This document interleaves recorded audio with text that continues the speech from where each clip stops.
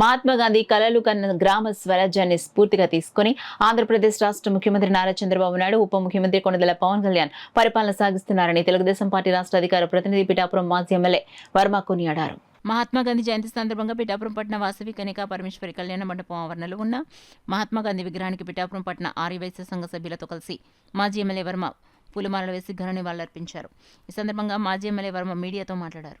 వాసవి అమ్మవారి భవన్ దగ్గర మరి ఆయన గౌరవించుకుని పూలమాలలు ఈ దేశ స్వాతంత్రం కోసం ఆయన ఎంతో నిరంతరం కష్టపడి భారతదేశ స్వాతంత్రాన్ని తీసుకొచ్చిన ఘనత మన గాంధీజీ గారిది.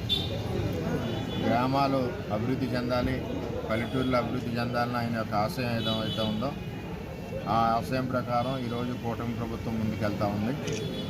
ప్రతి గ్రామాల్లోనే అభివృద్ధి పదంలో చేయాలని ఒక ఆలోచనతో కూటమి ప్రభుత్వం చంద్రబాబు నాయుడు గారు ముఖ్యమంత్రి, అలాగే ఉప ముఖ్యమంత్రి పవన్ కళ్యాణ్ గారు అందరం కలిసికట్టుగా గ్రామాల అభివృద్ధికి పనిచేస్తూ ఉన్నాం.